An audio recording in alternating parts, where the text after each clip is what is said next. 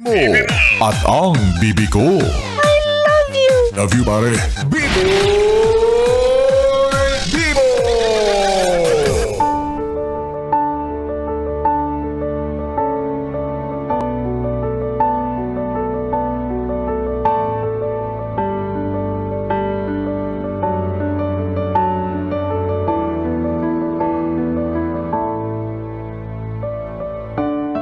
Yes, friend, ako'y nagbabalik, DJ B-Boy Bibo, para sa ating tuloy-tuloy na BB Time tungkol sa mga introvert.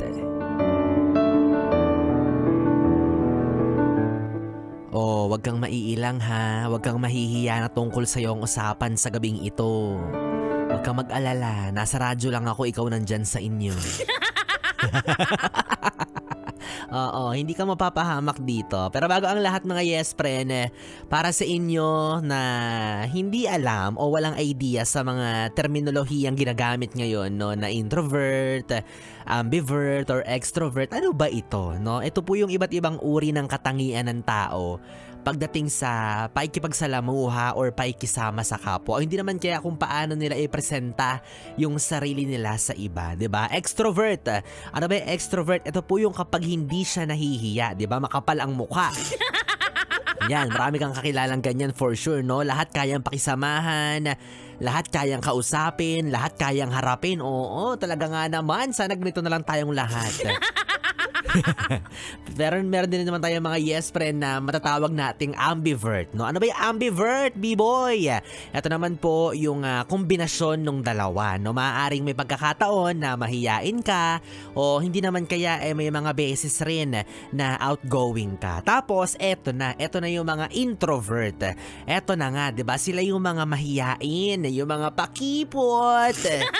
Pero hindi naman nila, 'di ba? Wala silang magagawa. Yan talaga yung katangian na meron sila. Yung tipong mga klase ng tao na okay lang kahit mag-isa. Alam nyo mga yes friend, sa totoo lang, no, at some point, masasabi kong mahirap din talaga maging introvert. Oo, kasi most of the time, nami-misinterpret nila yung personality mo, 'di ba? Ikaw kung introvert ka, madalas nahusgahan ka na walang pakisama, akala nila maldito o maldita ka, 'di ba? But beyond that, they are not.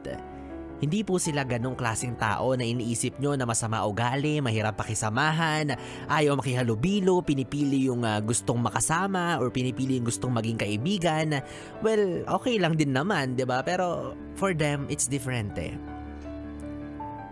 Actually, iwas sila hindi dahil sa kadahilan ng ayaw nila makipag-usap, ayaw nila makisama, ayaw nila makipagkilala, kundi dahil nahihiya sila. Kung merong isang grupo dyan sa harapan nila at iuupo mo siya sa tabi ng grupong yun at makikita niya na yung grupong yun ay nagsasaya, gusto niya sana na mapabilang dun sa grupong yun. Gusto niya sanang makisaya. Kaya lang, hindi yun yung personality niya. Hindi yun yung dinidikta ng utak niya kasi nangingibabaw sa kanya yung hiya.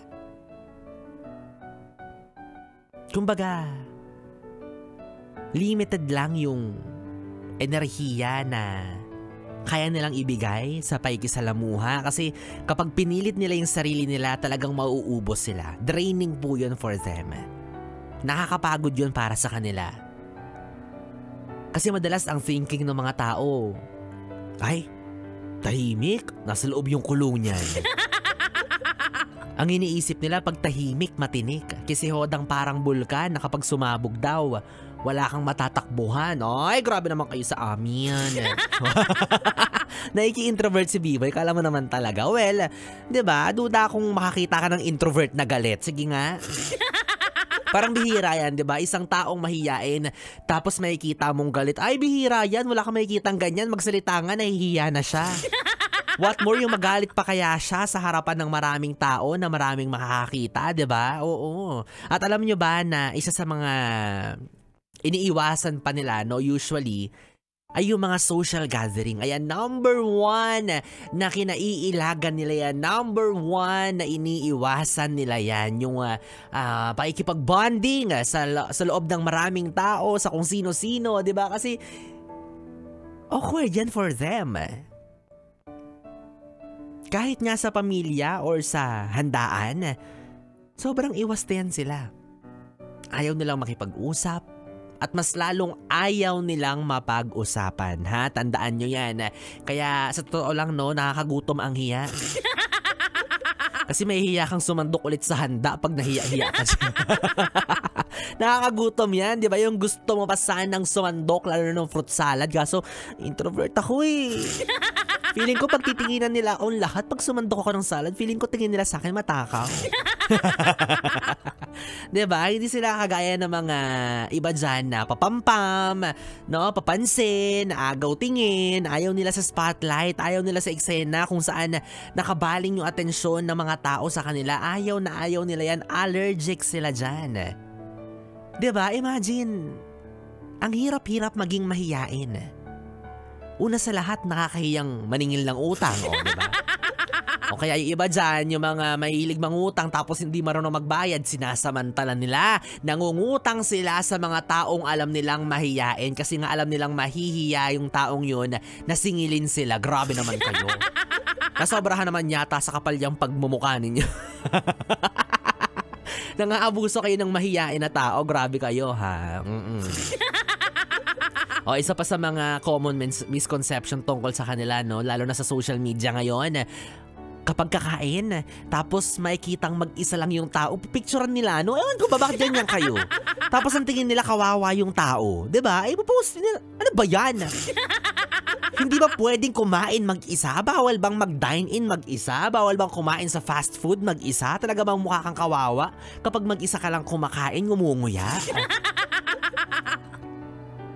Kaya alam nyo, hindi po yun ganon. May mga tao po, kagaya nila na mas na-e-enjoy kapag mag-isa. Tandaan mo, may mga tao na mas nag-e-enjoy kapag mag-isa. Mas payapa sila kapag mag-isa at hayaan po natin sila. 'Di ba? Kaya ito po ay paalala para sa atin na maging maselan tayo sa mararamdaman or nararamdaman ng kapwa natin, especially kapag hindi natin sila lubusang kilala, no? Hindi porket bibo ka, hindi porket papansin ka, hindi porket makapal yung mukha mo, ipapahiya mo na siya. O hindi naman kaya pipilitin mo siyang maging kagaya ka. Hindi po ganun yun. Hindi po tayo same levels of energy, hindi po tayo same levels of kapal ng mukha. Hindi mo alam kung gaano niya sinisikap na mag-ipon at mag-establish ng confidence, kaya please lang, wag mong sirain yon, di ba? Kasi kahit papano, kahit alam niya sa sarili niya at tanggap niya na introvert siya, kahit papano, naghahangad pa rin niya ng konting confidence, di ba? Na kumpiyansa na iharap yung sarili niya sa iba, makipagkilala, kahit papano makipagkaibigan siya, kaya sana wag mong sirain yon. Sana hindi ka maging isa sa mga dahilan kung bakit bababa or hihina yung kumpiyansa ng isang tao sa sarili niya. Kaya wag kang mamamahiya, lalo na kapag alam mo yung tao, mahiyain na as is. Mamahiya ka nung taong kagaya mo, yung makapal din ang mukha, di ba? Kayong dalawa ang magpuksaan, pero wag mo namang idama yung taong alam mo nang mahiyain, tapos okray mo pa sa harap ng maraming tao. Ay sinasabi ko sa'yo, talagang magtatago sa ilalim ng panty mo yan. Kung merong malulusutan yan, maglulusot at lulusot talaga, magpapalamon sa lupa yan.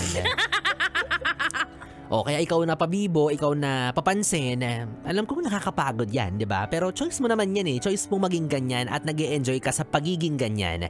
And for them, para sa mga taong mahiyain, nakakapagod din yan. Draining din yan, mga yes. Pero nakala nyo, ay, hindi siya nakikipag-uusap, ay, ganito ganyan, hindi siya nakikimingle. Marami pang lakas yan, marami pang enerhiya yan. Ay, hindi po ganun yun. Minsan nakakapagod rin na maging tahimik, di ba? Nakakapanis ng laway. O hindi naman kaya masakit sa puwet kasi nakaupo ka lang magdamag tapos sila sayaw ng sayaw sa gitna or kung ano-ano pinaggagawa. Diba? Kaya ikaw, yes, friend, kung ikaw yung tipo ng tao na pinag-uusapan natin ngayong gabi, no? Kung ikaw ay isang introvert, kung sawang-sawa ka na at ayaw mo na maging ganyan, may mga paraan pa naman, diba? May mga practices, may mga methods pang pwedeng gawin para kahit paano ma-practice mo, no? Ma-workout mo yung confidence na gusto mong mangyari sa sarili mo. 'Di ba? Makipag-meet up ka sa kung sino-sino, 'di ba? Makipagbarkada ka sa maiingay ang bunganga kagaya ni Biboy Bibo.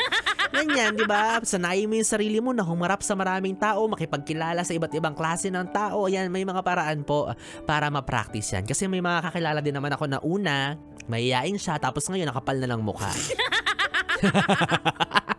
'Di ba? Hindi na nahihiya. Pero ikaw, yes friend, kung okay ka naman sa pagiging ganyan, wala rin namang problema diyan, 'di ba? Okay lang din naman ang mamuhay ng mapayapa, ng tahimik lang. Minsan nga, ganyan na lang yung gusto ko, yung hindi na ako magsasalita, kaso maalala ko trabaho ko pala 'to.